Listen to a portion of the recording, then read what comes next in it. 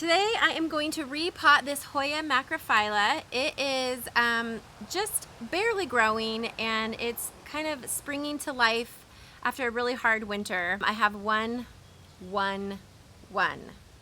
new leaf. So today I'm going to repot it, and I am going to give you all the care tips, mostly the how not to care for it, because that's kind of what's been happening with this poor Hoya.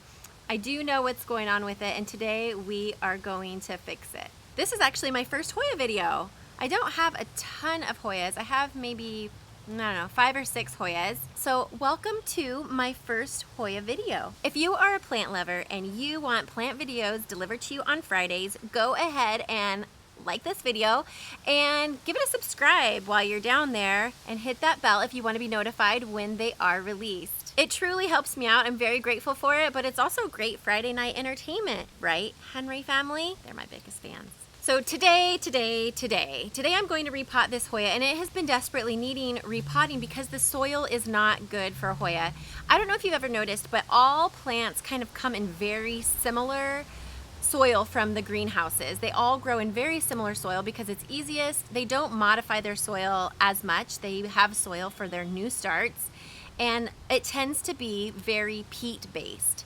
And the problem with peat is that it retains a lot of moisture, which care tip number 1, Hoyas hate that. They want to be in well-draining soil. They are epiphytic for the most part, although they do sometimes grow on land, but if they are growing on land, they are in very rocky, well-drained soil. So that's what we're going to do with this today. We're going to change out this really peaty soil. And it could be a little bit tricky, but I am really hopeful that I can get some of the really peat-based soil out of here. What Hoyas are you growing? Let me know in the comments below, and tell me what kind of soil you use. I have heard all kinds, and I know everyone has an opinion on Hoya soil. Let me know what you're using.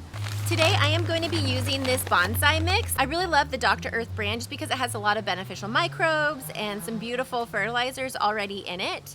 I really do like that. And the bonsai mix has a lot of drainage. And y'all, you're gonna hear me say this. It's because it's what I have on hand. I had some basic potting mix and I had this bonsai potting mix, so I'm gonna go with the bonsai. Depending how it looks, I might add some extra perlite, but it looks pretty good. It's a peat base, but it also has perlite, it has sand, it has bark. So there's gonna be a lot more aeration of the soil, lots of room for the water to drain through. If you have questions about soil, you can watch this video. I'll have that linked in the notes below. Let's have a look at the roots. I definitely want to get it as much out of this really peaty, mossy soil as possible. This plant actually survived an overwatering nightmare, so I tried to rescue it then, but the roots hadn't really rooted out. It was a new plant, and it had been planted in a lot of peat, so it was soaking wet. It was starting to die, and I had to trim it back. I did all these crazy things. If you're curious on how I saved this plant, let me know in the comments below, and I can end up doing a separate video on how to save a plant from overwatering. This was a definite success story, and you can see the 2 different types of soil. This is the soil that it was grown in, and this is the soil that I ended up putting in at the bottom in hopes that it would root through it, and it did. It's much more sandy and full of bark. So today I am going to try to get this off of here. This could be interesting and or take a long time, so please bear with me. I wish you could feel this. It really feels like a sponge, and if you imagine a sponge like in your kitchen, a cleaning sponge, they hold on to water for a really long time, and that's really awesome for a lot of plants, and especially for plants that you're just propagating or you're starting out, because they need to keep that moisture. But like I said, Hoyas are not in that camp. I'm making some headway here. You can see their roots are really quite delicate. I don't want to hurt it too much, but I also want to be able to water it, because what happens is I basically have watered this plant maybe 2 or 3 times since I've had it, and I've had it for, I don't know, 8 months, 9 months, something like that. So it stays really, really wet. And I let it dry out absolutely completely before I water, and it's even in a place where it gets good bright light. Hoyas really prefer bright indirect light, and they'll tolerate some medium, but they really, really want that bright light. In fact, sometimes I move mine outside because they just do so much better with the bright light from outside. Again, they'll tolerate medium light, but they're definitely not going to flower. And none of mine have flowered. I'm still waiting, and I'm researching. I have heard that if you give them max light, like just absolute bright light, not too much direct light, and then when it is flowering season, so that would be right now, that would be in the spring, to give them more of a phosphorus rich fertilizer. And phosphorus is that middle number when you see the NPK, so that number is going to be a little bit higher, like a 5, 10, 5 or something like that. Okay, so anyways, that's what I'm going to do. I really want to try to get these. This one is not going to flower, but I have a couple other ones that I might douse with a little bit higher phosphorus to see if they will flower for me. I keep looking over there because I have a couple up over there. If you missed my courtyard tour, it's right over here. You can catch it in the notes below. I have a couple Hoyas over by the back door, and I bet I could get one of those to flower. I don't know. Okay, I am almost there. I'm really, really close. Are you seeing what's happening here? I haven't destroyed too much of the roots. I'm gonna pot it in the same size pot. Hoyas like to be root bound, and this one was certainly nowhere near being root bound. I mean, Hoyas can stay in their size pot for a long, long time. I'm just gonna take off a little bit more and then put it back in its pot. I waited until this plant was really dry. I've been waiting to do this video actually for a couple weeks because I had watered it. And then if you try to do this with wet soil, it's pretty difficult. Especially if it's not soaking wet. And even then, these Hoya roots are so fine. I know some people do wash out their roots, like to put it in leca, to convert it to leca. I have not done that, and that makes me really nervous, and I'm so impressed someday. I have one little leca plant, but it came like that. So I haven't converted any of my plants to leca. Let me know if you're an expert at that, and if you have some videos available, because I do have some I wouldn't mind turning into leca, which leca, if you don't know, is basically a type of wick watering or bottom watering where you plant the plant instead of in soil. It's soilless. You plant them in, there's a couple different mediums, but leca is like a volcanic rock, and it absorbs the water and the roots get watered via the rocks. So it's a way to go soilless, which some people really like. It would certainly keep down the fungus gnats. Okay, enough of that. I think we are there. Let's have a look. So we have gotten a lot of the roots exposed.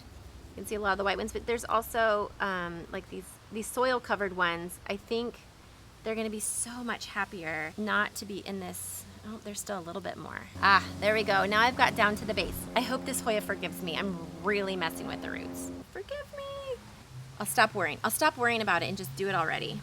Okay, so this bowl is gone. I have its little friend here. And what I like to do when I'm working with plants with their roots exposed, it's easier if you are putting them into a more wet environment. So I'm actually going to, let's see, dump that dirt out. Sorry, I've got some mixing bowls over here. I'm trying to get it all figured out. Okay, so I am going to water this soil so that it is easier to put these roots down in there, and it's easier to kind of like create like a little trough or a basin. Okay, so I'm gonna backfill. It's really sandy, and I think it's gonna have much better drainage. It's definitely something you want to be looking at when you buy a plant, is to make sure that you see what kind of soil they're in, and don't assume that just because they came in that soil that that's the soil that they should be in. And I know it's like new plant people, that's not necessarily the first thing on their minds. They kind of think like, oh, well, if I got it at the, you know, at the garden shop or at the big box store, wherever, that's the soil that it's supposed to be in. But maybe when they're babies, but they really do better when you can imitate their natural habitat. So well draining soil, you definitely want to try to do that. So just, again, I always say this and I mean it, but really if you can know what kind of plant you're getting, and then try to just research a little bit about it and try to imitate its habitat, and you will do so much better. You'll have greater success. Okay, so I am going to water it again, in and out, I'm gonna water it thoroughly today, and then I am going to let it sit, and I'm gonna let it dry out. Again, I want it to drain well, and I want it to let it get dry all the way, like the top 2 inches to be all the way dry before I water it again. You really want Hoyas to dry out between waterings, and I think that's what makes them like such great plants is, did I just wipe that whole mud in my hair? Awesome. They make really great plants, especially for beginners, because they require some brighter light, but you don't have to water them very often. And if you skip a watering, they're like totally cool with it. They're totally cool with it. So I don't recommend it. Obviously, you're not going to get the growth and the flowering that you want if you don't water your plants, but these are definitely forgiving plants, Hoyas are. As far as humidity goes, they're totally not going to complain. These leaves are like waxy leaves, and in fact their other name is wax leaf, like the whole family are called wax leaves. They're not going to transpire and lose water through their leaves as much as like a tender leafed plant would. That's it for today, you guys. Wish my Hoya luck.